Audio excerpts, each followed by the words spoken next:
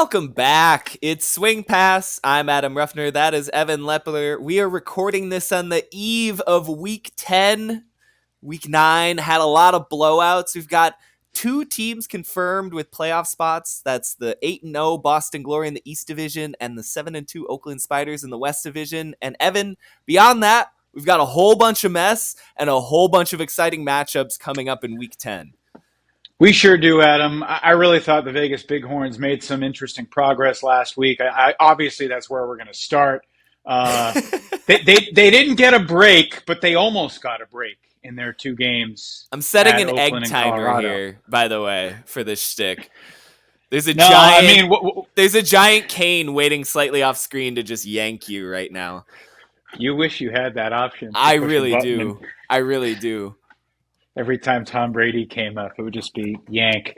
Yeah, so I really enjoyed the Toronto-New York game that I got to call. Like, New York pulled away at the end, but it was a pretty compelling game, and Toronto was very competitive, and we saw New York get tested. So that was really interesting, and, there was an overtime game in Oregon.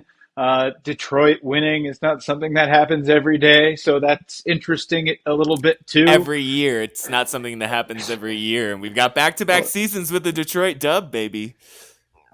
Yeah, they're going to schedule a game on Monday, June 22nd, 2026, just to keep that June 22nd streak alive, because that's the only date on the calendar they've won in the last 8 years. But I don't think we need to spend a ton of time dwelling on last week, and more so, here's the question I wanted to start with this week, and I didn't prep you for this, so take your time. Which game this weekend are you most excited about? Because there are a lot of good ones. Where do you want to start? Which one, if you could only pick one game to watch, which one are you most excited to watch? Let's lay out the checklist a little bit. So on Friday night, we've got 3-5 Montreal at 4-4 DC. One of the critical battles for the second and third spots in just a wild East Division playoff race. Then we've got the Friday night Frisbee feature featuring yourself with 7-0 Austin traveling to face the 7-3 Atlanta Hustle. That'll be live on YouTube. That's definitely kind of toward the top end of the list. But later on, honestly, this is the one I'm kind of putting a star next to on Friday night. 7-2 Oakland going to visit 6-1 Salt Lake. That's a rematch from a couple of weekends ago where Salt Lake pulled out from that come from behind win on the road at Oakland.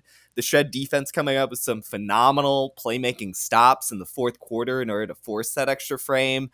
I'm just really excited for two of the best offenses in the league to square off. It feels like it's just going to be a shootout by the very nature of this game. And it's going to be pivotal in deciding the one seed in the West. If Salt Lake wins against Oakland on Friday night, it sort of starts to feel like it's once again their home field advantage to lose in the West Division playoffs. So that one might top my list, but there's a couple others that I really like. On Saturday, you've got, again, this Montreal team going into Philly. 3-5 Montreal. We'll see how they do on Friday at DC, but then they've got to go on the road and fight for their lives again against a 4-4 Phoenix team that is right in the hunt for the 2 seed in the East Division. On Saturday night, you've got 7-0 Austin again on the second day of their back-to-back, facing off against a 4-4 Flyers team that's won 4 in a row.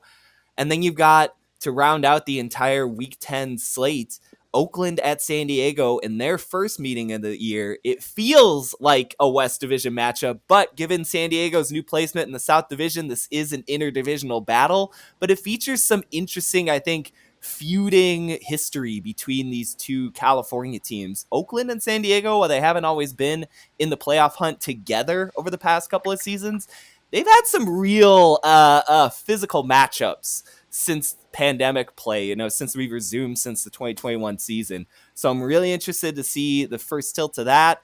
But to get back to answering your question, I think I'm going to go with where I was kind of angling before, that Oakland at Salt Lake Friday night matchup. I'm titillated to see how the Spiders respond to the Shred kind of coming in and stealing their Kool-Aid at home a couple of weekends ago. I think the Shred heads are going to be rocking in that stadium. I think, the Salt Lake fans absolutely know it's at stake in this matchup. So there's going to be a lot of intangibles for Oakland to manage. I think that's something really interesting to just watch in their 2025 development. So I'm going to go with that as my most intriguing matchup of Week 10. How about you? Yeah, I agree with you, and I did Aw, want to. that's I did boring. want. Well, I do have a wrinkle to the take though. All right, all right. That's the game that I'm most excited about. However, I think the most important game in the league this weekend is Oakland's game at San Diego, because for the Growlers and their potential playoff status in the South, if they can't beat Oakland on the second day of a back to back when they've had to travel on a plane 2 times in 2 days from the Bay to Utah to SoCal, like the circumstances line up for the Growlers to win this game. And that's why I think it's massively important that they do. This game is way more important to the Growlers than it is to the Spiders, regardless of how Oakland fares in Utah the night before. Because San Diego is in a precarious spot. If Carolina is able to run the table, the Growlers could very well go 8-4 and still miss the playoffs. So I think that's the most important game, and there's a lot of history there. But in terms of the game I'm most excited about, it is Oakland and Salt Lake, and it's a reflection of what happened at the end of their previous meeting. When Oakland was up by 2 with like 3 minutes to go, I think those are the circumstances, and Salt Lake absolutely stole the game. Now, they made some plays late, but Oakland had the disc in their hands with a chance to put it away and couldn't do it. And this weekend, in my mind, is really a referendum on the 2025 Spiders. Two very difficult road tests. They got off to such a hot start to the season. They certainly announced themselves as a different level of contender than they've been in previous years. But this is where they show exactly what their ceiling can be. Because to get a single win this weekend at Salt Lake or at San Diego would be huge, not just for their record and where they're potentially placed in the West Division playoffs, because Oakland's going to the playoffs. We know that for sure. They clinched. Seeding is important, yes, but confidence is even more important. And they need to show that they can handle all the different curveballs that Bryce Merrill and the Shred are going to throw at them. They need to prove that they can handle situational ultimate when it comes to special team situations, end of quarters, quirky stuff that the Shred are going to show. Like, I think you could make a case that the Spiders are the most talented team in the West Division. But are they the best UFA team? Right now, I would lean towards no, but this is their chance to prove it. Yeah, and I'm not so much worried about their offense in this upcoming matchup. I mean, Walker Frankenberg, Evan Magsig, the rookie dynamic duo of Adam Reese and Leo Gordon, they've all been phenomenal in 2025, and I expect them to produce on Friday night. What I really want to see is, can this Spiders defense actually manufacture some stops when they need it? Because I think that outside of that week 1 matchup against New York, they've kind of struggled to repudiate themselves as a reliable unit. You know, I think that they make good plays at times. Aaron Rosenthal had a layout Callahan this past weekend. He's been clutch for them at times. Max Williams flipping over from O-line to defense in 2025 has been a great shift for the Oakland team. But they're down Eli Kearns. They're down Robin Vickers-Batsdorf, who's been struggling to come back from an injury since like week 1 or week 2 of the season. They're just they're missing something on the defensive side of the disc, and I worry about that going up against this high octane Shred offense featuring Chad Jorgensen, who's playing at an MVP level in 2025. They've got Jace Dunabile and Jordan Kerr back in positions of comfort, and those guys can just cruise when they're in rhythm. And again, Oakland has not historically fared well at Salt Lake. They typically give up a lot of goals in that environment. So yeah, I think it's a real big litmus test and checkpoint for a Spiders team that felt like through the first month of the season, you could have made a case for them looking like the best team in the UFA. And now all of a sudden it's like, well, how much better are they from 2024, where they put up a good first round fight at Seattle, but came up a few goals shy? If they can't clinch a first round home field game, it sort of feels like a very similar path for this year's Oakland squad. Yeah, I mean, despite for the all their fact that talent, because I agree with you. I think they might be the most talented team top to bottom when they're all healthy. It's just they're kind of doing that lineup dance that sort of gets some of these promising teams in trouble at this point in the campaign. yeah, I hear you. I like the team that they've got, despite the fact that they're missing Vickers, Batsdorf, and Kearns, and not to mention Dexter Clyburn, Raquan Atkins, who are over at Worlds. Um, it's funny for you to talk about their D line because, like, in their last two games, they've got 36 breaks. Obviously, the opponents need to be factored in. They got 16 breaks against Oregon. They got 20 breaks against Vegas. Yeah, Uh, yeah. they got 5 breaks in their home game against the Shred on June the 6th. 5 for 11 on break chances in that game. And I mean, I still feel like they should have won that game, and I know Yeah, that they it was feel like theirs they to should lose, have won but the game. 5 isn't a super impressive number. That's right around league average. So again, for them to cash in, slightly below 50% against a Salt Lake team that's just going to put a lot of scores on you, it's minimal margins for error, right? Like you're just not giving your offensive side that is much to work with when you're cashing in 4 to 6 breaks a game. Once you get above that like 6 mark, that's where you really start putting your team in an advantageous position, I feel like. And also you start to get in the position of keeping the opposing offense off the field. Adam, you there? Sorry, Yeah. we our connection is being funky. The Shred do have Luke Jorgensen in the lineup for the first time, so they got three Jorgensens, Luke, Chad, and McKay.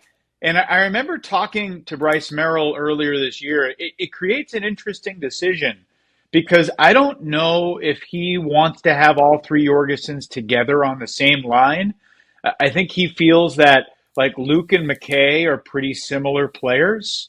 So Mm-hmm. like he said, I forget exactly what he said, but it was something like, I'm paraphrasing, Luke is too similar to McKay, in certain situations that wouldn't be helpful to have them out there together. So I'm curious what we see from Luke Jorgensen, how he looks coming back from his injury. Perhaps the most interesting player debut that's coming this weekend, Nate DeMorgan. I guess he played this past week against Oregon in a 31. I guess he played 2 weeks ago against Oregon in a 31-19 win. But excited to see him. I mean, he just finished his freshman year of college, threw the game-winning score in the championship game at Nationals. Like He's got a he's cannon. another potential. He's another potential blue chipper like that just to add in. And the Shred get even younger, but if you're getting younger with a guy like Nate DeMorgan, you're comfortable with that level of inexperience because he is a really special talent, on par with like what we see from Will Selfridge. I'm curious when Wait you one think about. second. Going back 1 second to Luke Jorgensen and McKay Jorgensen, I think that's a really interesting point going into this matchup because Luke Jorgensen, to take no shine away from him, he's been fantastic throughout his career for the Shred. In his absence, I feel like McKay's slightly quicker, faster twitch sense of running an offense has worked more towards the Shred's advantage in 2025 than where we saw the Shred finish last year. I mean, it's proof in the pudding, right? You look at these stats, you watch the film of how Salt Lake is playing this season. They just go every single possession. And a big part of that is McKay running that pivot handler position in the center of the field like a turret. I mean, it's just Yeah.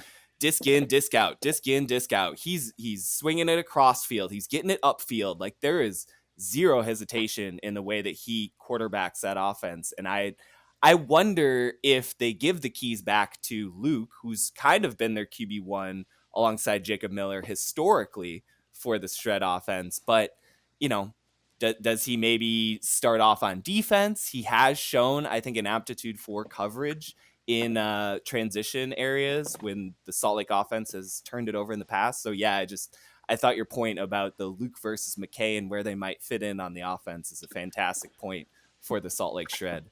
Yeah, and it's interesting too because Salt Lake's offense has been clicking without Luke. So, like, he's been such a big piece of the team for the past 3 years. But just to bring him back in at this point could change the dynamic a little bit. And I don't think you're going to take McKay off. Chad would be the guy that you would take off and put him back on D, but he has been so phenomenal, first team all UFA level on their O line, and certainly has the aptitude to cross over back to D when they need him. So it creates an interesting dynamic. I would expect Luke to maybe start the game on D and play a little bit here and there. Again, he hasn't played a single point yet this season, and this is a big game to come back in. But I wanted to ask you, like, the best of the Shreds offense versus the best of the Spiders offense. Who do you think has the edge from what we've seen so far this season? Oh man, that's tough. I think in recent weeks it's been the Shred. But again, both of them have kind of been playing the divisional cellar dwellers in recent weeks. So it's kind of hard to assess where exactly they're at in terms of performance. I think on a good day, I still might take Oakland. I'm still just struck by how they performed in that week one game against the Empire. I really thought the Empire were going to stunt and kind of flummox Oakland in a lot of their looks, and the Spiders just came out absolutely on fire. I think Leo Gordon, Walker Frankenberg, and Adam Reese are about as complementary as a foursome as possible. And Evan Magsig, at this point in his career in that Spiders organization, just knows which buttons to press as the lead handler. So I think I just have slightly more faith with where they're going. Again, I just worry about, I guess I'm having delusions of the past with the Shred, where I think about where they ended up last year, where they looked so good through the first 6-7 games, and then the offense just kind of came apart in the latter half of the year. I'm waiting to see if that happens again for Salt Lake in 2025. Now, last year they struggled with some injuries. There was sort of a dynamic shift after Jordan Kerr injured his hand. But I don't know. That's such a tough question. Where do you go with it? I mean, I hear your thoughts on the Spiders. I think they have been, slightly more crisp and flashy, particularly early in the season. But in terms of which team do I trust to put in pressure packed holds in a one goal game in a fourth quarter, I would lean towards Salt Lake's experience. And I think that, Yeah, I mean, I think and I'm not saying you're wrong, because when you said it, I kind I of nodded my head in agreement. But from what we saw at the end of their previous meeting, like right now, I lean Salt Lake. And I just think the stretch run of the season is going to be fascinating for the Shred, because, as Bryce Merrill pointed out, they haven't beaten a team with an above 500 record all year, except for that game against Oakland. So they're 1-1 against teams right. above 500. But they got two games with Colorado, a game with Minnesota, and this game with Oakland. Also, a trip to Vegas sandwiched in there for a party. So I'm curious. Like, they're 6-1 right now and in first place. If they go 2-2 in that tough quartet and finish 9-3, does that get them the one seed? Maybe. If they go 3-1, I think that probably guarantees them the one seed.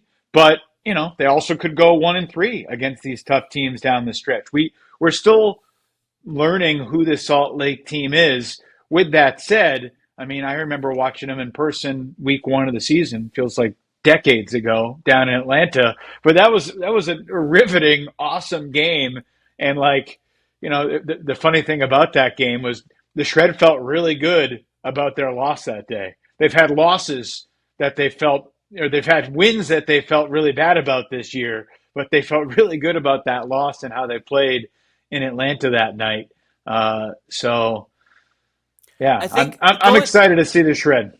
one more point as to why I might favor Oakland over Salt Lake, not to put too fine of a detailing on it. I think it might come down to deep passing. Not to say that the Shred lack huckers. It's just that they rely a little bit more on transition looks in order to get their kind of explosive and big play potential. I feel like Oakland can generate a lot more vertical pressure with Evan Magsig, with Leo Gordon from a standstill at virtually any spot in the field. Even Adam Reese, I think, has that throwing potential. And I think with Salt Lake, it's like outside of Chad Jorgensen, who's really the power thrower for them, reliably so. Like, I think Jordan Kerr is fantastic in continuation looks. I think Junabile, when he gets his forehand going, is great. Same with Jacob Miller and his backhand around midfield. But if you extend that range just a little bit further, who's really pumping it for the Shred offense in order to make things expand? I don't know that they necessarily need to rely on it. I think that just might be where my brain is kind of coming from, saying that I might slightly favor the Spiders. Yeah, I mean, the answer to the question is Sean Cannell, but he plays for Atlanta Yeah, this year right? and has a bum shoulder now. So yeah, I mean, I think the answer is Jordan Kerr. I think that's the guy that they want to He's take been those great. shots, but not from a standstill necessarily, off of a cut in situation. Because I'd be stunned if like they centered the disc to Kerr or began the possession with him. Um, yeah, I mean, McKay Jorgensen's averaging about one huck completion per game this year. Luke did not throw a lot of hucks last year. Um, They have a lot Chad, of really solid throwers. Even Matt Russnagel has looked good in their yeah, continuation game with his throws this year. So I mean, I'm not trying to disparage. I think it's Chad, just in maybe like a slightly windier condition. It's sort of like what happened with DC and Minnesota in the semifinals last year, where we saw Minnesota kind of persevere because they had Klein and Brandt who were just able to pump it a little bit more in those conditions versus DC throwers who favor that short to mid range game.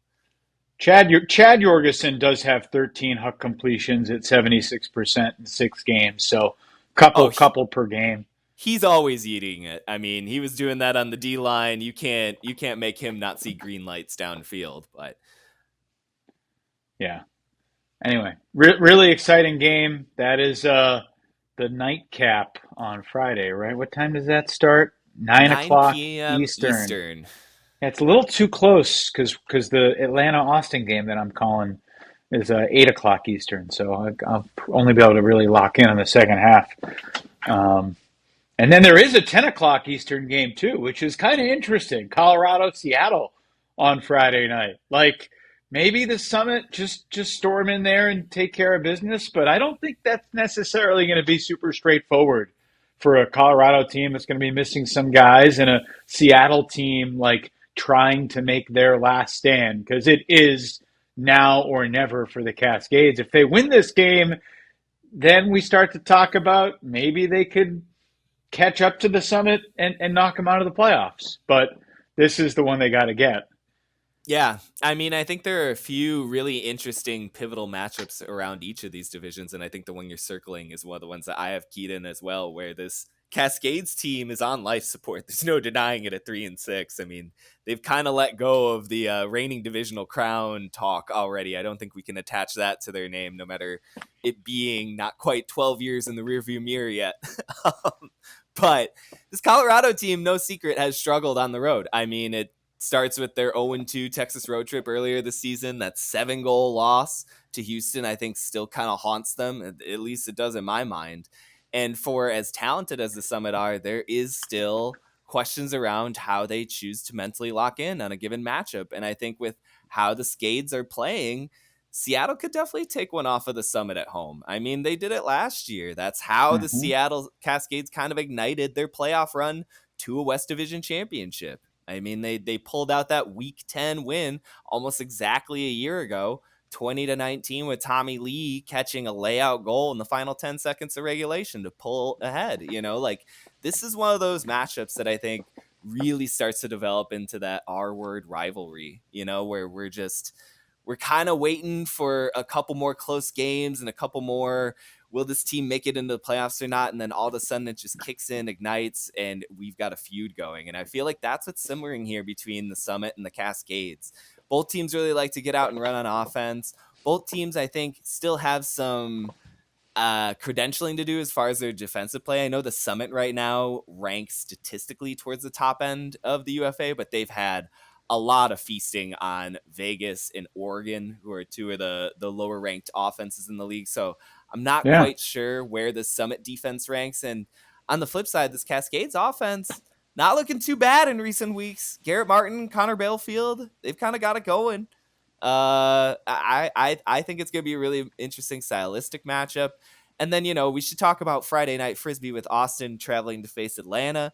Undefeated Soul, obviously, I think at the top of the division, deserving a lot of credit at this point in the season, but they're going up against this Hustle team that lost 3 in a row, but as we all kind of saw in the wide open, took those licks and have moved on and now just feel like this battle-tested, formidable giant heading into what is certainly going to be, I think, a playoff run. I mean, I know they haven't clinched it, but the Hustle to me still feel like a team that you could consider the best team in the UFA at this point in the season. I mean, I think a lot of people, you and me included, still think about them as the best team in the league. With that said, this is an absolute must win if you want to be the one seed. And they could win this game and not be the one seed, but they cannot lose this game and still be the one seed. That ship would sail at that point. So I certainly expect Atlanta to win this game. The Hustle are going to be without their head coach, Tuba Benson Jaja. He's unavailable, so Skylar Pitts is stepping in as the acting head coach. But man, the Austin Soul are going to be shorthanded. I called them out last week. They had a couple guys get hurt in practice earlier this week that are now questionable as well. So, yeah, it's going to be a tricky weekend for Austin, and it's going to be kind of a gut check weekend because there are a lot of people out there that want to be like, oh, Austin's a bunch of frauds that feasts on a poor schedule.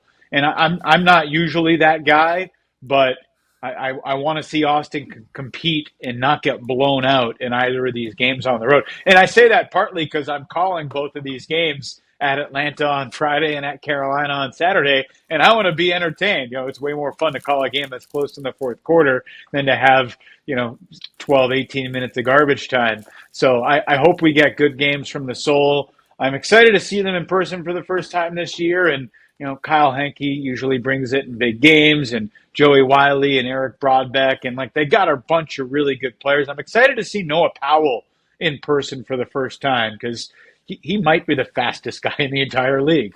He is really, really quick. Mark Henke is a guy that could step up and have a big weekend for the Soul. But yeah, I think this has the feel to me of kind of a get right game for Atlanta. The Soul regressing to the mean a little bit, falling from the ranks of the unbeaten. And then Atlanta wins this game, then all attention turns to the Hustle regular season finale at Carolina, which is going to be huge in so many ways. That's not until July 12th, so we'll have a couple of weeks to think about it. But, and then from the Carolina perspective, Adam, every game is a must-win for them. They've had that mentality since they started 0-4. If they lose again, their season is very likely done. But don't you think that makes them the absolute most dangerous form of themselves? I mean, of any team almost, of any franchise to get fully backed into a corner, New York's obviously been there for a couple weeks right now. Seattle, we've been talking about them. But Carolina started off 0-4. Now they've got to win every game. That's kind of the carrot on the stick that the Flyers always need. And given how they've been playing in recent weeks, I'd be really scared to face this Carolina team going forward for anyone, South Division of foe or outside of it. Yeah, the Flyers are also going to be a different looking team on Saturday against the Soul. They've got most of their top guys, but a lot of their depth pieces are out. They're actually bringing Saul Yannick out of retirement. Out of the broadcast booth. Yeah, really. Saul Yannick is active for the Flyers, and Tannen Hedges, who called the Hustle Havoc game last week, he's playing for the Soul on Friday and Saturday. Hedges formerly played with the Cannons mostly and has had cups of coffee with the Hustle, and he's just adding to his South Division jersey collection. He also played with the Nashville Night Watch way back in the day in 2016. He might be on Rainbow Watch. I saw that Kevin Durant, with the recent Rockets trade, officially reached rainbow status in his NBA career with all of his jersey colors. I know Shaquille O'Neal has reached that in the past. I wonder if Hedges is approaching that with the Cannons, Flyers, Soul. We've got to be getting there. Yeah. There's yellow, there's red, there's purple. He hasn't played for the Flyers yet, but he played Hustle, Cannons, Soul, Night Watch. I could have swore he was on a Carolina team at some point. Night Watch will get that red. They're more of a rouge, but it'll work. It'll work. I like that Night Watch kit. Those Night Watch jerseys were slick. I think it's going to be an interesting weekend in the South. Here's a question I have for you, given that we're discussing the South and given that Atlanta and Carolina will be playing back-to-back nights and we'll get to see both of these players in action. Which thrower would you rather have right now leading your offense, Austin Taylor or Alan Laviolette? I mean, it's a really good question. I thought earlier this week, like, sweet, they're both playing. I get to watch them on back-to-back nights. I don't know if it's a fair question phrased that way though, because they play differently and they play different positions. And I don't want to dodge the question. So Yeah, I you're I starting will to. lean I mean I'll lean to the guy that I picked for my midseason MVP, which was Austin Taylor. I just think he's always been a really good player. He's always been authoritative and commanding in the backfield. Like you can just tell he leads his team. He takes tough choices when he has to, but for the most part, just makes really good decisions. And like I was stunned. He had a red zone turnover against Houston the other night. It was like you just never see that from Austin Taylor. Like he's just one of those guys that the sure throws or like the quasi but not that difficult throws, he just throws them with such zip and confidence that it was stunning to see him just for a little bit.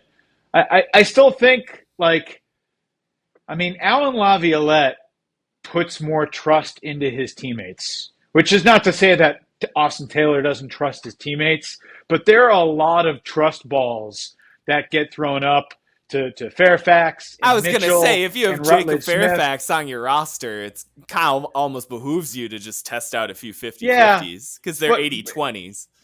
it does, but there's still a 20% chance of a turnover there.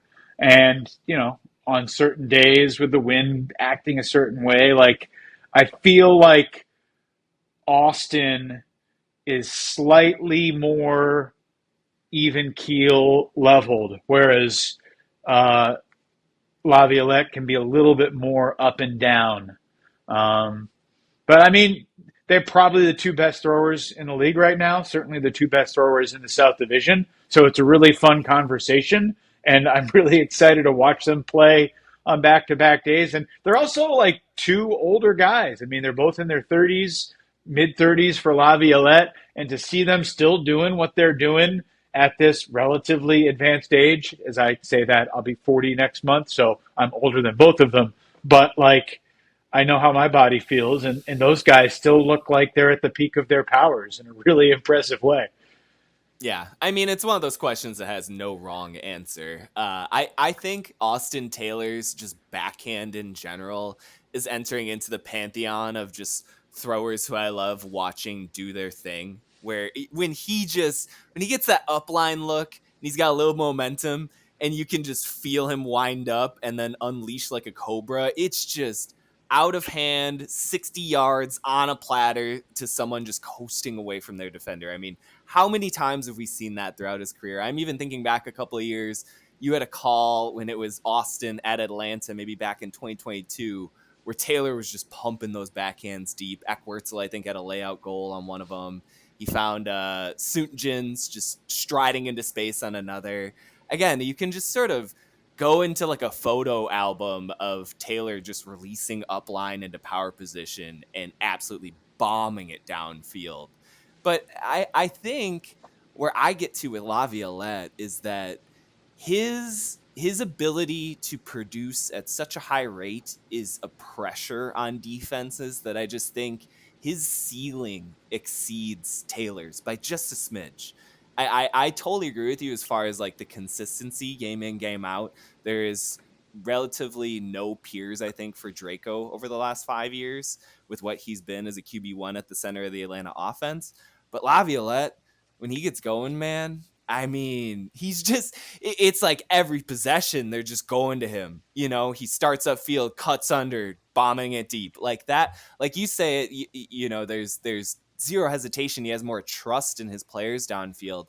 I think that that's a strategic advantage a lot of time for the Flyers offense, where if Laviolette is touching it, the entire sideline's yelling, shooter, shooter, shooter, and you're just panicked. It's like an air raid siren going off every single time Laviolette gets an under. And I just, watching Carolina rally back, kind of them recapturing their San Antonio Spursian spirit, as we kind of like to discuss on this show.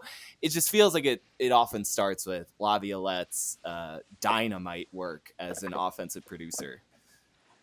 The odds makers take a beating because they had me as a minus 250 favorite to make the first NBA reference on the pod today. So Oh, congratulations on making the underdog nice, bet nice, successful there. Um, nice. yeah, I mean, Taylor's played 3 more games than Laviolette. He's got 168 more touches, more completions, but they're both having phenomenal years. And look, like if Carolina can get there, which is a big if because they got to beat Atlanta at home, they got to beat Austin both at home and on the road most likely to get there. But if the Flyers can get there and create another playoff game with the hustle, like it could very well come down to which of those guys is more on that particular day. And it's a really good question. And you could see each of those guys throwing 12, 13 assists in a big playoff game and really leading their teams to a victory. We've seen that before and we could see it again. And yeah, I think, you know, I had a thought before the pod that like maybe it'll be a weird weekend just because some guys are missing from certain teams and like the Austin Soul are still 7-0. Like we're talking like the Austin Soul are a little bit of an afterthought going into these games. Do you think Austin can win one of these games this weekend, Adam? I They're don't 7 and know. 0. It's not something that's really been proven consistently over the last few seasons when these rivalries shake out. I mean, yes, does Austin have the potential? And yes, have they beaten both Carolina and Atlanta in the postseason? Obviously. But it still feels, and I just am somebody who attends to old gods, I guess. Like Carolina and Atlanta are two of the absolute blue bloods in this league. And to your point earlier, just a moment ago about variance, the Soul are hot and not. Do They're a little like the Philly of the South. There's just times where you can't always put all your chips in on them. And I feel like given some of their roster absences this weekend and given what they're asked to do in back-to-back days against championship level competition, it's just not where I'm at right now with Austin. And look, to your point, they could sustain an 0-2 weekend and still be right in first place in mm-hmm. 3 days from now. So it's hard for us to really take too much shine off of them at this point in their season. They've taken care of business. I just think, and we've built it up and talked about before on the show, this week 10 slate was a chance for them to really give us that litmus test that we so often talk about with other teams. And we're not going to get that with the Soul, unfortunately, right now. We're going to have to rely on their SoCal trip from a couple weekends ago where they pulled out narrow wins against LA and San Diego, which were impressive. It's just not what Carolina and Atlanta are, Right. Yeah. They easily could have lost both those games. They easily could be 5-2 right now. They also, it was And they're tied not. late. They're not. No. Importantly, they're not. They took care of those games. It wasn't like they were just handed them. But They weren't handed them, but they made some great plays to win them. I think we need to see, in order for the Soul to win this weekend, an evolution from one of their young guys. I mean, especially with DeLuna and Miles Armstrong out, two guys that were new additions with, I think, really integral parts of their seasonal success so far. You talk about one of the keys to that late game come from behind in LA win. It's Connor DeLuna getting a foot block in the fourth quarter. So, them being without one of their defensive playmakers and Miles Armstrong, who's really complementary to what they're trying to do on offense, I think that those are two crucial losses. So can Mark Henke become, the second coming of the Henke family tradition of being a superstar in this league in clutch moments? I don't know, like, can Noah Powell do what he did a few weekends ago against Quinn Finer and just shut down, Alec Wilson-Holiday or Hayden Austin-Knapp or whoever they throw him on in Atlanta? Like, can Austin sort of become what they keep talking about as far as being a championship contender? Like, can they take that next step? Stephen Nagy often says that the heart and soul of their team are the soldiers, their practice squad guys. that push them, and like he raves about those guys. We'll see if he's still raving about them after those guys are trying to chase around Brett Holzmeyer and Lucas McClamrock and Austin Taylor and Carl Eckwurzel, etc. Because this is not an Austin practice. This is the Atlanta hustle on the road, and it's going to have a very different vibe to it. That home win over Colorado that you mentioned, and I wanted to make this point, and you moved on. Colorado hadn't won a road game this year, and they didn't play well on the road last year either. So that's the last thought on Colorado as they go to Seattle on Friday. Like, can Colorado earn our trust and get a win on the road? I think that's a fair question. I don't know if you want to opine on that. I don't want to forget about the East Division in Montreal, Philly, which is also Friday, and or Yeah, Montreal, yeah. BC, We'll and then get to Philly, East. Montreal. We've invested a lot of East talk in recent weeks, and we'll definitely have the back end of this episode. But just, excuse me, touching on Colorado and Austin for a second, I almost kind of see them as similar as far as needing to repudiate themselves. You know, these are both teams that have made championship weekend appearances since 2022. Colorado hasn't since then, and Austin got theirs in 2023, but they've had good, divisional championship success in recent years. Yet there is some kind of waywardness with how they perform in high intensity matchups that I think puts them just slightly beneath where we've seen, New York, DC, Salt Lake, even Minnesota, Carolina. These teams have sort of come out through their adversity and put themselves up a little bit higher. I think we've seen Colorado and Austin sort of stagger a bit when faced with those challenges. And I don't think that depreciates either of their talent or their potential to get back to those levels, but they need to show it, and I think your point about Colorado is apt. Like, that was a brutal 0-2 weekend in Texas, and it's hard to wash that away from the memory bank. And if they can go and take care of business at Seattle and at Oregon this coming weekend, I think, not only will they be 6-2 and in a really favorable position in the West Division standings, especially given whatever result happens from the Salt Lake and Oakland games, they'll also, I think, just be a little bit more certifiable. Again, nobody questions the Summit's talent level this year. I mean, we see what they can do. They out Oakland the other weekend. They just ran their game better with more talent. And so, Summit are a championship level team on paper. They just got to start producing it on field. Have you talked or texted with your old co-host Cameron Brock this week about hustle vibes heading into this weekend? I've actually been relatively quiet with him this week, but I know recently they've just kind of been, and you touched on it, towards the beginning of the season in one of your tosses. They're celebrating as it comes, and I think that that's very visible in their play. They really enjoy playing with each other. I don't think that there is a team in this league that has better, more positive chemistry than Atlanta right now, and I think it's part of that thing that Brock and Wilson Holiday and the new additions and the veterans have all sort of vibed on. It's that they all share the same mission. Everyone gets what they're doing right now. The project is absolutely visible and clear, and they're taking every step to get there, and that's a championship. And so I think they're in the zone right now. It's why I think I'm so easy to shrug off their 3-game losing streak. It's just like you talk with anyone in that organization, and they're taking things as they come. They've experienced, playoff heartbreak again and again. It's like they're just going out there and they're going to play their game and they're going to kind of be in it every single quarter. I mean, again, the losses that they've sustained have all been by relatively shallow margins. And the lessons they've learned from those losses are much easier to digest in May and June than when it happens in August. Well, and And just to make a that's brief comparison, like to last year with Salt Lake, like they were so good at the beginning of the season. They lost a couple of games. Their identity shifted. That's not the case with the hustle, yeah. and I know that they've only really played Houston to get back on track, but I think that they're going to be kind of big favorites going into tomorrow night's matchup against Austin. Like that offense, it goes 10 deep and they all just love playing with each other. They're all so connected. One final question to you about the South, and it's a hypothetical. and you're probably not going to like it, and then we can move on.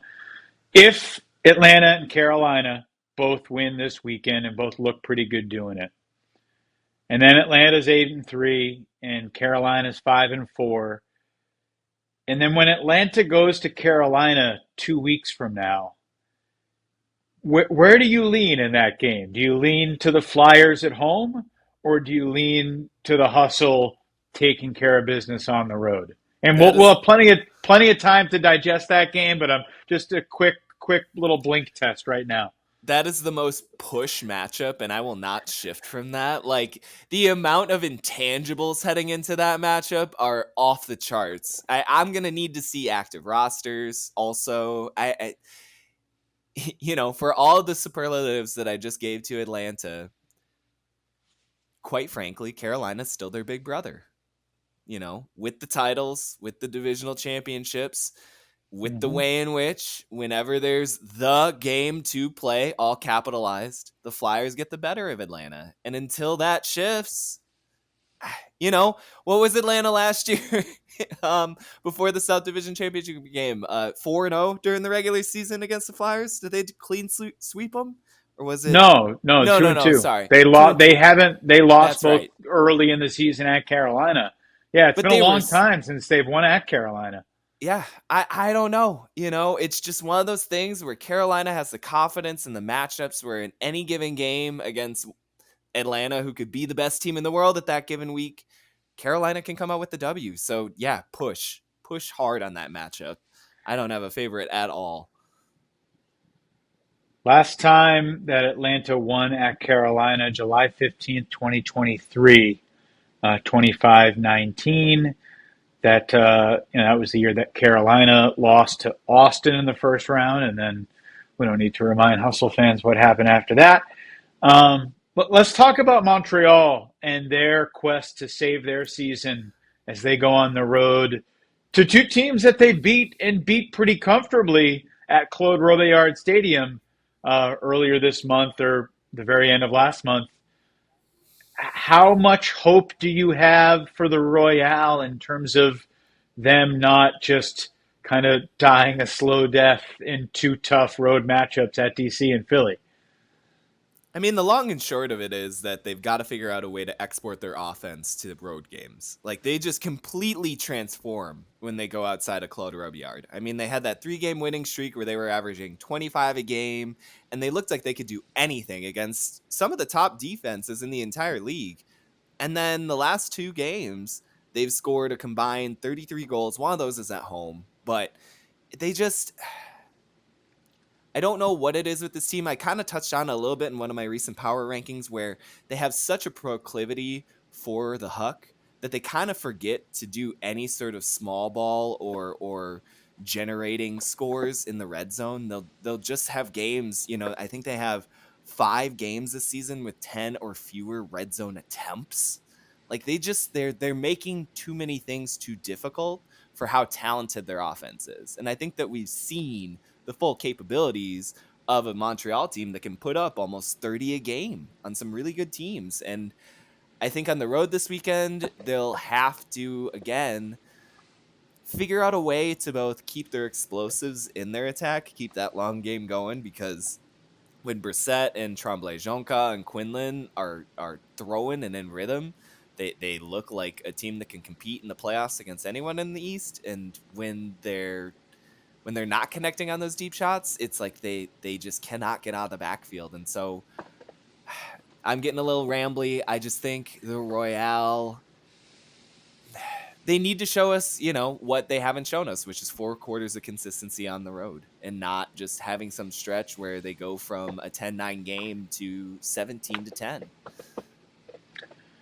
Yeah, I don't disagree with anything you said. I think you hit the nail on the head about their offense, and I thought the point about the lack of red zone opportunities that they create is a really good point that we don't think about that very much. It's like, how many times has your team been in the red zone and why does that matter? But that is an important stat because over the course of the long haul, it's just a way more sustainable way of playing offense because we need to get these advanced numbers. But what is the league wide red zone percentage You compare that to the huck percentage, and overall, teams are just better, closer to the end zone in terms of being efficient, taking their time, putting it home.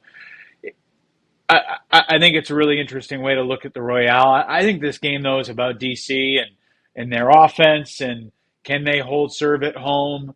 They've been a little bit shaky at times, but their last home game was really good when they played New York 3 weeks ago now, and they just kind of dominated in the second half.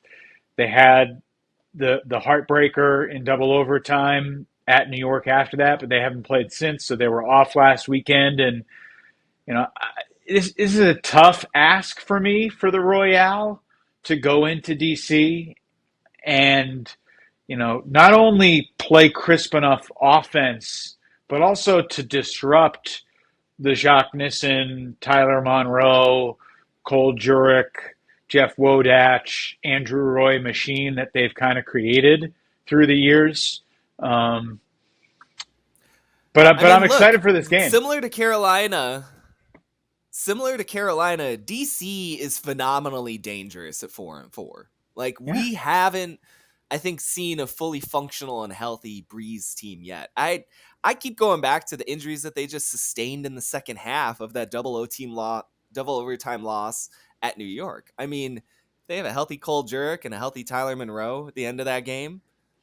Yeah, I think that's DC's W.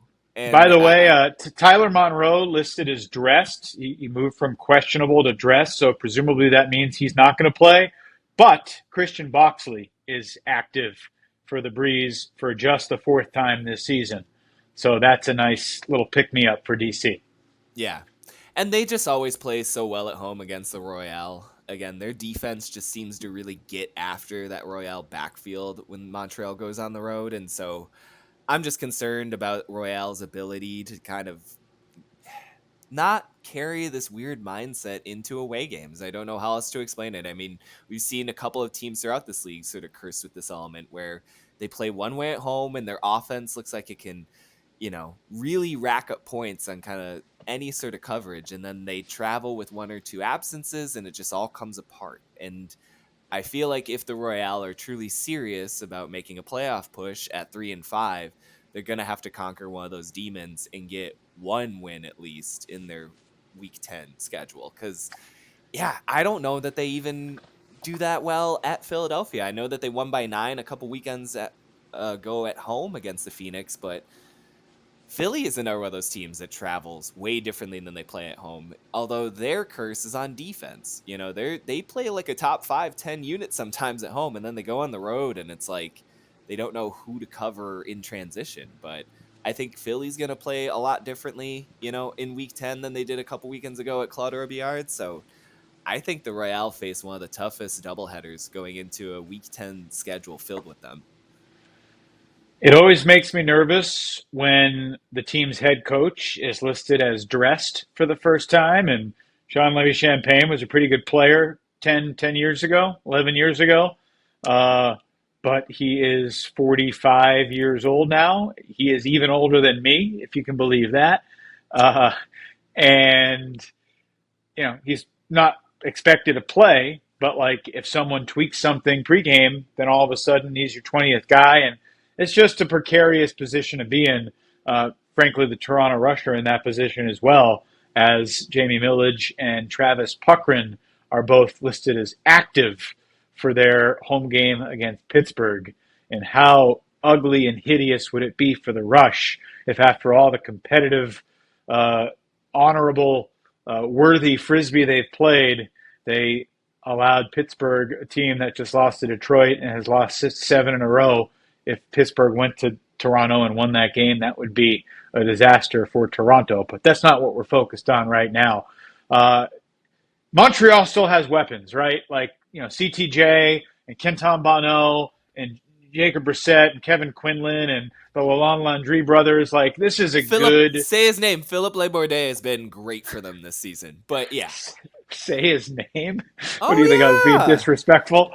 He was terrific against DC a couple weeks ago. So, in particular, I think in this matchup, he might be a key element to watch if he can sort of export some of his home performances into an away There, game environment. there are moments as a broadcaster that I don't say someone's name that I'm not 100% certain about their pronunciation, or if I feel like my accent isn't up to par. There are times you have to say names, but there are also times when you could say it and you might not say it. So, there are a dozen examples that pop into my mind where I'm like, I felt bad about not saying that guy's name, but I was only 95% sure. Uh, I the interesting thing about this weekend for Montreal is, again, this is disrespectful to Philly after all we've seen from them, and Philly won at DC, something that no one else has done except for Boston. Uh, but in my mind, Saturday at Philly is the game that Montreal should go after with everything they've got, and have a more realistic, higher percentage chance of winning than the game at DC on Friday night. So I don't know how, like, if you approach Friday any differently. I'm sure that's a terrible mindset to go into the game thinking like, yeah, we're mostly thinking about Saturday, because no, you're focused on the game in front of you. But we have the luxury as talking heads with no consequences to talk like this. So I think Saturday is the game that they got to get. If they get that, they'll have swept the season series from the Phoenix, even Well, if they and have look, lost. Philly is going to be without their two top players in Scott Heyman and Paul Owens. So if there is a time to take advantage of the Phoenix, it's week 10. Yeah. And they're also without the Grossberg brothers, right? Because they're both Grossberg over in brothers Spain. and the secret sauce of some of their red zone success, Brandon Pastor, he'll be out as Yeah. well. So again, that's another reason why this is the game to get if you're Montreal. And if you get this game, you'll still be one game back of the Phoenix, but you'll have the tiebreaker. Yep. And the Phoenix's remaining schedule Brutal. includes at New York, home for Boston, and home for DC. So, Philly is not necessarily going to be favored in any of those games. And I know they won at DC, but I said what I said. I think, if Philly, and heck, if Philly doesn't beat Boston at home and New York on the road, and all of a sudden they're sitting at 4-7, that DC game might not even matter. So, like, this is a huge game for the Phoenix too, and it sucks that they're going to be missing Heyman, Grossberg, Pastor, etc. And did I say everybody's name, or am I omitting? No, I think you got it. Um, yeah. So, I've spent a lot of time like looking at remaining schedules, trying to project what's going to happen, and it makes me nervous because obviously Philly has done a lot of things this year that I would not have projected them to do. So, and I've been delighted at every surprise that they've thrown at us in the league. It's been an amazing story. I am a Phoenix fan. I would be delighted to see them in the playoffs and make a push. Do they have a And gun on you, behind you, or something? Like, why are you making this into a confessional? because despite everything that they've shown us, I'm still leaning against them as a team that's going to make the playoffs. And I think Montreal could get them on the second day of the back to back. And it's disappointing to me that we're at this point because they were 3-0, and they could finish the season 4-8 if they're not careful. Again, this is why I sort of worship the old gods in this league. I mean, for all the fuss and bluster of the East Division chaos, we might just end up with Boston, DC, and New York in the playoffs once again. The old god sounds like a phrase from Game of Thrones. The seventh that's and the totally old right. gods of the Hey, realm. I know we all culturally put that into the waste bin given the last few seasons, but yeah, I'm doing a little callback. Just the last season. The penultimate The, season was quality. it was getting there. It was getting there. It was as Hemingway once said, slowly and then all at once. There was some seeds in some of those last couple of seasons where it's like, why can't they stay with the storyline? Anyways, the old gods of the East might prevail anyways, but we'll see if that is the case. were there any kind of final thoughts you had going into week 10? Central Division, there are some matchups, but it sort of feels like week 9 where it's going to be a lot of the playoff teams taking care of divisional matchups against the not so fortunate. I feel like it's a big buildup for the July 4th weekend, which will once again just feature a buffet of playoff level matchups. Most notably, I feel like what is almost building up to be like the game of the year, the second matchup between Chicago and Minnesota at Chicago on July 4th. That's just going to be, not to be too on the nose, but fireworks. Like I can't wait for that. What are you kind of thinking going into week 10 and into these last 4 weeks of the regular season? I like how you said there are some matchups in the Central Division. Fact check, true, technically. But, Madison home for Detroit, Madison at Indy, Chicago at Detroit, Pittsburgh at Toronto. Please, Toronto, take care of business there and do what you're supposed to do against a Pittsburgh team that has just, they made a nice push in the fourth quarter against Detroit, and that was a fun fourth quarter to watch. And I thought they were going to come back and do it. And credit to the Mechanix. We should probably spend at least 15 seconds on the Mechanix, right?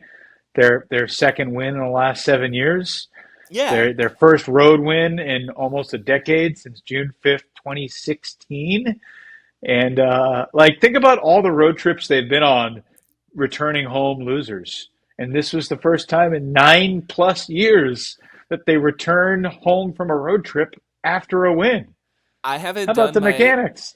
I haven't done my finer point research for tomorrow night's broadcast for the Radicals against the Mechanix, but I was going to see if Mechanix have ever come into Breeze Stevens with a win before. And these teams have been playing each other since 2013, but I don't know if that's the case. So, much to your point, this is kind of a new era for the Mechanix. They've got 2 wins in the same calendar year. I was, as much as we sort of like to belittle them at times, I was really impressed with just, I think, the overall system with which the Mechanix are playing. They get their best players the disc the most often, which I think is a big indicator of a team at least playing to its strengths. And so you see a lot of Felton just sort of green light every single time, able to make it rain from anywhere in the field, kind of tasked with doing everything and commanding the ship. And then David Cox, Concannon, Malachi Neal, they're all making plays for the Mechanix. I think what most stood out to me, and that I haven't ever really seen to my knowledge with Detroit, is late in the game, their defense was able to get stops and pressure and just sort of make plays against an opposing offense. And I thought that that's a new wrinkle for Detroit. So we'll see if they can carry that into tomorrow night at Breeze Stevens. Hasn't traditionally been a place where they've gotten within, double digits of the Radicals, but they were tight in the game last year. It was like 2-goal game with 3 minutes to go, right? Yeah. I mean, I don't know. I'm happy to see them punching, and Jake Felton I think is one of the most exciting players to just watch on a highlight basis. You truly don't know what sort of throw he's going to pull out from his bag from anywhere on the field, and so I think that there's just a good watchability with the Mechanix right now, and I'm interested to see how that does against the Radicals defense that tees off against this kind of competition. So, yeah. And I don't believe you mentioned Joe Cubitt in that run of I should have. That you were discussing. Thank you. His first win, not including the 2019 All-Star game, that Team Rowan, Team KPS, double overtime classic at Breeze Stevens Field. Still a really fun night, thinking back to that game. You remember who called that game with me? Kirk Gibson. That's right. It was Kirk Gibson in the booth with me that night. But yeah, Joe, I mean, man, no one else in the history of the league has ever been 0-52 in regular season games.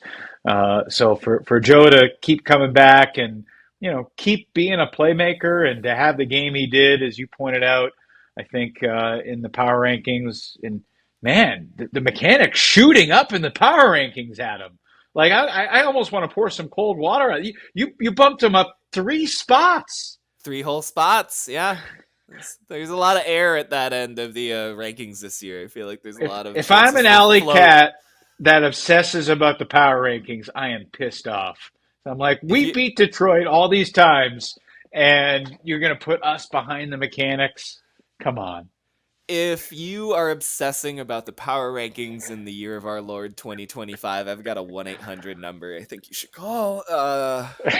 But you know, yeah, no, I understand there wasn't a whole bunch of maybe head-to-head logic there as far as launching Detroit up a few spots, but Yeah. got to But when you win recognize your every first now and road then. game in 9 years, you Yeah, deserve and it. honestly, they took it from Pittsburgh. It wasn't just like a Yeah. back and forth slop fest. I thought there were some good plays down the stretch. Wanted to shout out real quick Marcel Oliart for Pittsburgh. I know that the Thunderbirds are in the midst of a 7-game bender, but he's been Mm. performing. He had a couple of great late game throws to keep the T-Birds in it and to sort of make it a rally at the end of the game, because what was so weird about that game, I think in a historical sense, was that Mechanix just shot out and were in the lead for a majority of that game. They were just holding serve. That's a position that I cannot remember existing for Detroit maybe since 2016, the last time they won a road game. Yes, indeed. The Mechanics now 1-5. 5 of their remaining 6 games are against Chicago, Minnesota, and Madison. They have one more with Indy. Maybe they get that one and prove that they are worthy of being ahead of the Cats in the Ruffners ranks. But I'd be very, very surprised if the Mechanics were able to beat Chicago, Minnesota, or Madison. I'd be surprised if they kept it within 5 against any of those teams. To answer the question you asked before, as we wrap things up, like my closing thoughts on this weekend and heading down the stretch are just that we have a lot of really good games coming up. Like the 3 upcoming Friday night Frisbees beyond this one are Minnesota at Chicago at 4 p.m. on 4th of July. And then later that night, there's a game of the week, Friday night, July 4th, Salt Lake at Colorado. Like, sign me up for that. That's That's going the to be, best doubleheader of the season. I'll just say yeah, it right now. Like Salt Lake, Colorado, other than DC, New York, I feel like is the most deliverable rivalry we have in the league right now. Like yeah. that one always just rocks. And then 1 week after that, Colorado is at Salt Lake. Earlier that Friday night, July 11th, Boston is at Philly. The next day, Boston's at DC. Also that next day on Saturday, July 12th, Atlanta's at Carolina. And then on Sunday, July 13th, we got Philly at New York, which is a game that could have really massive implications, especially if the Phoenix can find a way to win this weekend against Montreal. But everything is going to still be kind of up in the air heading into the last week of the season. If Seattle can beat Colorado at home, then there's a Friday night, July 18th, the final Friday of the regular season, where you got Carolina at Austin, you got Minnesota Salt Lake, you got Seattle Colorado, and that's just Friday. You got DC Philly on Saturday, Boston New York, San Diego Oakland. There's just a lot of really intriguing first class matchups coming down the stretch, and there's a lot of uncertainty in terms of how the seedings are going to go, and in terms of the South, are the Flyers going to make the playoffs, or the Growlers going to make the playoffs? Which team's going to get left out in the East? And look, I don't think it'll be surprising at all if Chicago goes undefeated. I think they are probably favored to do so right now. I'm wondering, can Boston go undefeated? And how important is that to them? Remember, their last 3 games are at Philly, at DC, and what am I forgetting? Maybe they already played. And at New York. Yeah, they haven't played at New York yet. So they got to go at Philly, at New York, at DC the last 3 weeks of the season. So, I wouldn't say Boston's favored to go undefeated. Is more likely than not they suffer a loss. But I also said a few weeks ago on the pod that they're going to come back to the pack and they're not going to go to Canada and sweep. And I was wrong about that. So, how elite is this Boston team? That's another question I have down the stretch. I mean, they just waxed Toronto without their 2 best players. Yeah, it's true. It's true. Their depth is better than I thought. Their their systems are better than I thought, and They've they're got the better than next I thought. European import we're going to start talking about all the time, and Seb Rossi. That guy looks very legitimate. I think any playoff team would be thrilled to add him to their defensive rotation, and he just slotted in alongside Tanner Johnson Go and Tyler Chan in lieu of Jeff Babbitt not being there this past weekend, and held Toronto to 13 goals. I mean, Toronto came into that game as like a top 5 offense, and Boston Yeah. just put him up on cinder blocks. I don't want to have this conversation now. It's probably an off-season conversation, but we need to talk about the Toronto Rush and just, what they did in the off-season, all the firepower they added. Is that something that can be successful? Can that be sustainable over multiple years? Again, I don't want to have that conversation now, but it's something that I've thought about because, it's disappointing to me that they're 2-7 and just kind of Yeah, now playing out the string and trying to be a they're a fun spoiler. And team. they're super fun. Like they're so much better than the 2-7 record would suggest, and yet you are what you are. And the Rush, we can definitively say, will be watching the playoffs this year, not participating, which is a bummer because having Arvids Karklins and Connor McHale and Tom Oh, Blasman in the his playoffs would be great. interview, his interview at halftime that you guys got on Friday Night Frisbee last week, where he was talking about how much of a career accomplishment it was to play in the pro league. I mean, Yeah. that made my heart melt. I mean, that guy is, a worldwide known name. He took over a Worlds tournament a couple years ago, and to see him just kind of come here and be humble about it, I mean, that's sports, man. Like that's it for me. Yeah.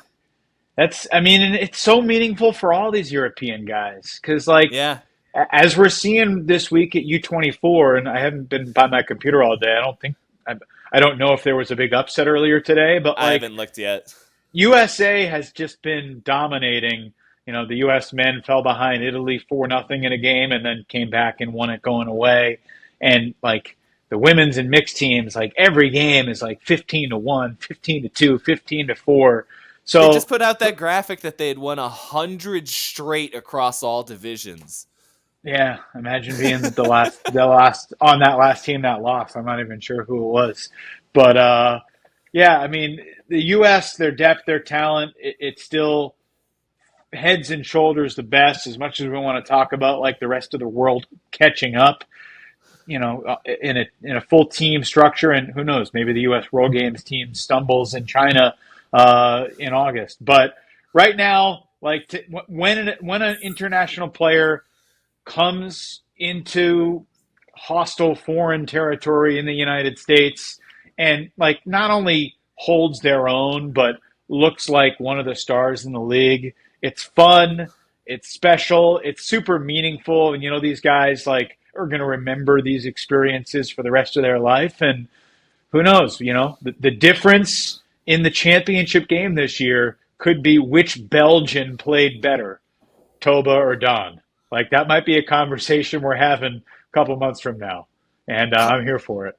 Call your bookie, Evan. I'm about to make another NBA comparison. I think it's very similar to what we're seeing play out in the NBA, where sort of these individual talents are often coming from outside the U.S., but when you look at the general talent pool, it is still, stars and stripes dominated. But yeah, I agree with all of your points. I think Karklins, Blasman, all of the Europeans that are playing in the league Yeah. right now are just such a cool part of the fabric and everything. But yeah, I mean, unfortunately, Toronto is sitting at 2-7. They look on the outside of the playoff picture, and yet we've got 13 games coming up this weekend, boy. We've got a lot to process, and I know Yeah. last weekend it almost felt like a little bit of a lull. But this last month of the regular season, as you were just kind of previewing with the Friday night matchups, but even going into just week 10 schedule, every single game it feels like is I going to have some impact I on the playoff picture. I kind of wish we had a Sunday game this week because it's I a lot know. on I Friday need and a a lot cool on down. Saturday. I've kind of enjoyed having the Sunday evening Yeah. matinee, as you like to call it, where you have that sort of cool down. Last weekend's Detroit Pittsburgh fourth quarter back and forth was a terrific cap to the week 9 slate. And this weekend it's just going to be man, this Oakland versus the San Diego game, that's probably going to be huge. And we haven't even touched on that. Shout out to Spiders and Growlers. Sorry, we ran out of time on this I episode. talked about it. I said it was the most important game of the weekend. I talked about it Yeah, about an hour ago. You already forget what I say an hour later? maybe. But I mean, we didn't really dig into the matchup much. I mean, we just sort of touched on it and That's moved true. on. That's, it's just sort of how the landscape is right now. Got 13 games and 7 of them feel very impactful towards the postseason. Yeah, that's true. That's 9:30 Eastern. I'll be watching that game, I'm sure, on my phone as I drive back home after calling the Austin, Carolina game earlier that night. Knock on wood, no lightning delays. Because, man, is it hot in Madison right now? It feels Oh, like that's a 10. silly question, Evan, to ask in the It's United States of America right now. Is it hot where you it are? was Yeah, feels man. like 103 here today in North Yeah. Carolina. It's soup every day on the isthmus. It's thick in the air. Like I get the mishap of if I try to screenshot it, it tells me like, oh, it's 88, but the real feel it's like 105 or something. It's like How do you handle the heat? You do Oh, okay, or do you struggle? I can't divulge that on air. It requires very little clothing and a box fan in my apartment. Okay, fair enough. Well, hopefully it cools off for us all a little bit. I think it's like only supposed to be 91 this weekend, I think, here in North Oh, Carolina. So breezy. yeah, it's going to cool off. Breezy. Well, we hope All right. you're staying. We're going off the rails. I was gonna say we hope you're staying cool at home as you get prepared again for this 13 game slate heading into Week 10. Most notably, I think Friday night Frisbee, Undefeated Austin at Atlanta. Evan will be calling that game on UFA YouTube. Then the 12 other games, and that game as well, will be available live on Watch UFA TV. We will be tuning in along with you, but that'll do it here for us now, and we will talk to you soon. Bye, but remember, Frisbee forever.